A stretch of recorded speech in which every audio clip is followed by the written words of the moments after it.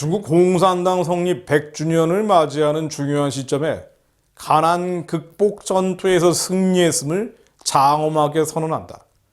중국의 시진핑 국가주석이 25일 오전 베이징 인민대회당에서 선언한 내용입니다. 시진핑은 역사책에 길이 빛날 인류의 기적을 창조했다면서 이것은 중국인민 중국공산당 중화민족의 위대한 영광이라고 규정했습니다.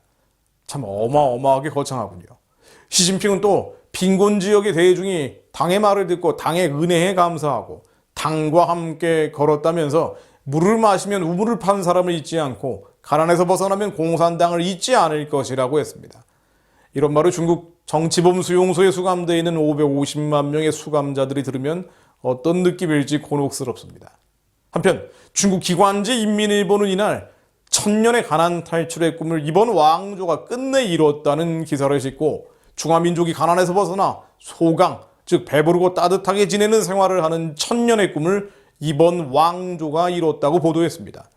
요컨대 중국의 역대 왕조가 이루지 못한 부국강병을 공산당 정권이 성취했다는 자부심이죠.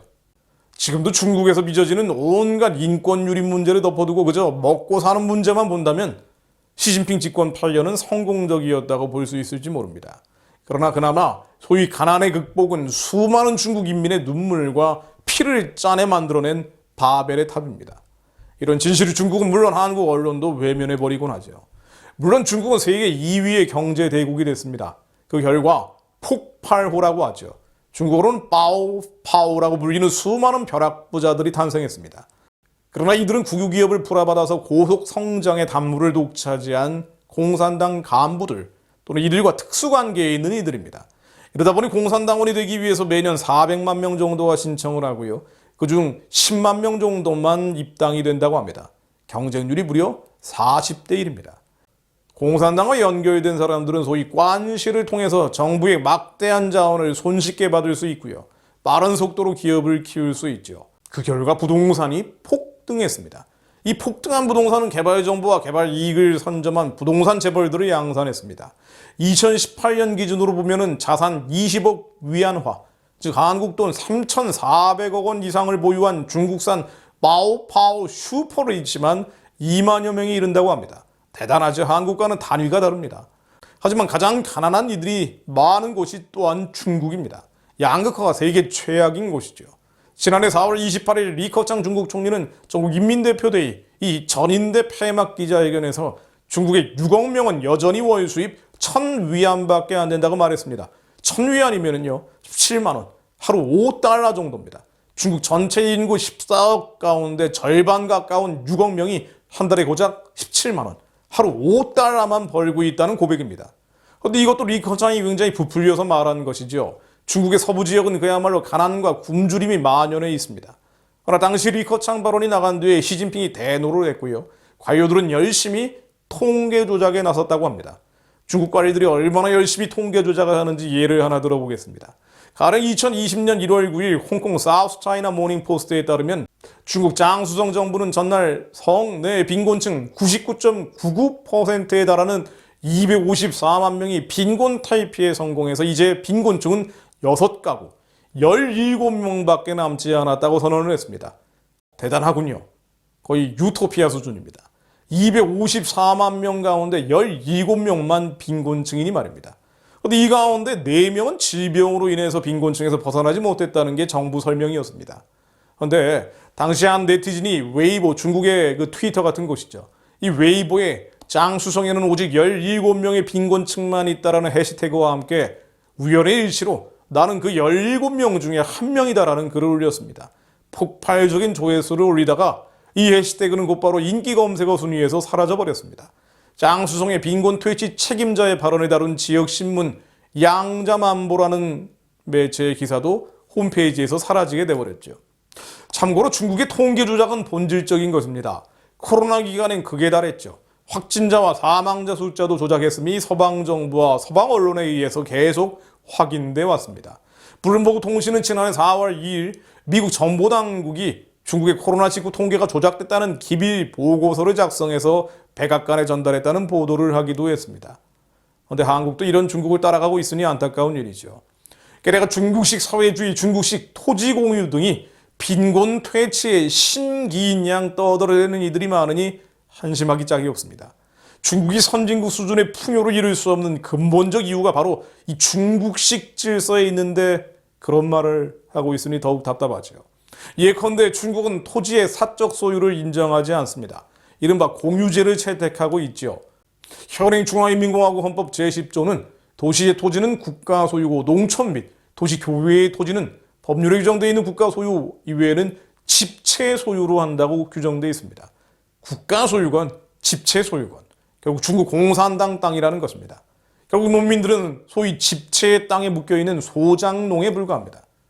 좀 더 나쁘게 말하면 농노 같은 존재들이죠. 시진핑은 지난달 25일 연설에서 중국 공산당은 토를 타도하고 토지를 농민에게 나눠주면서 경자유전을 실현했다고 외쳤는데요. 이것은 토지개혁을 의미합니다. 비슷한 시기인 1949년 한국에서도 이승만 정부 아래 토지개혁이 진행됐죠. 차이가 있다면 한국은 농민들에게 싼 값으로 나눠준 것이고요. 중국은 토들에게 빼앗은 토지를 공산당이 갖게 됐다는 것입니다. 이처럼 농민은 땅, 즉 사용권을 팔아서 현금화할 수가 없습니다.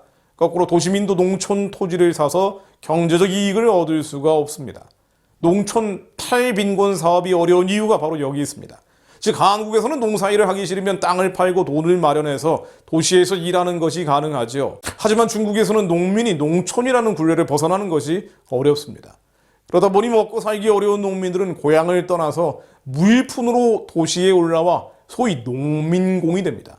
이 농민공, 도심 하층 노동자죠. 천쯔강이라고 하는 절강대 교수는 지난해 6월 6일 한 강연에서 이 농민군의 숫자가 중국에서 3억 명에 달한다고 말했습니다. 3억 명.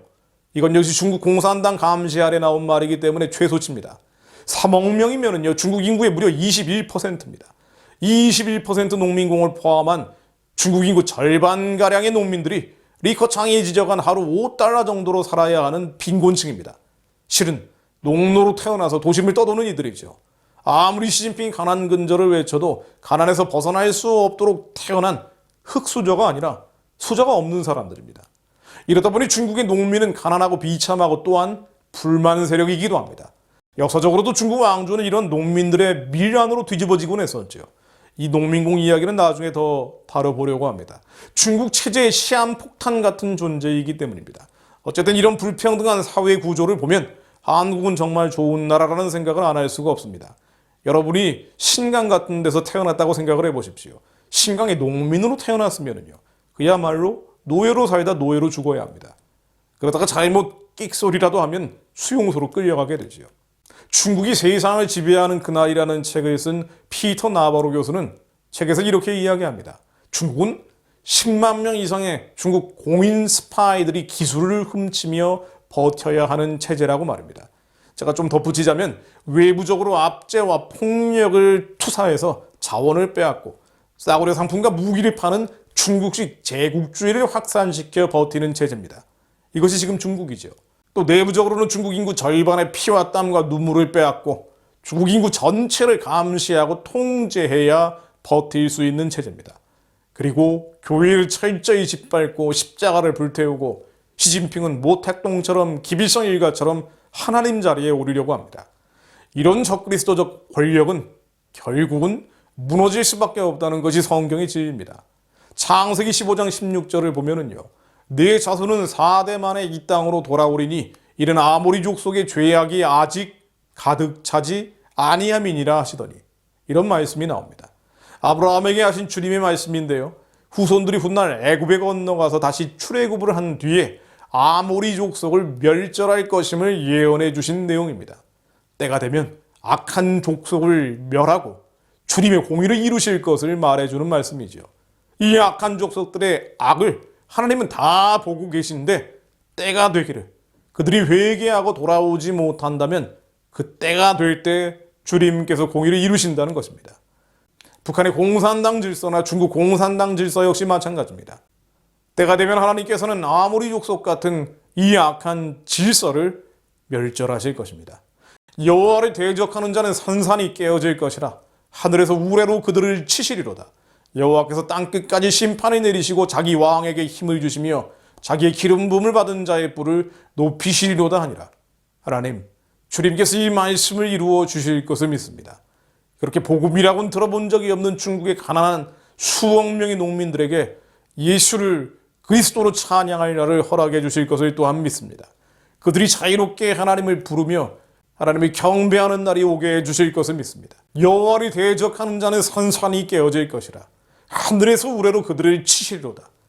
여호와께서 땅 끝까지 심판을 내리시고 자기 왕에게 힘을 주시며 자기의 기름 부음을 받은 자의 뿔을 높이시리로다 하니라. 예수 그리스도 이름으로 기도했습니다. 아멘.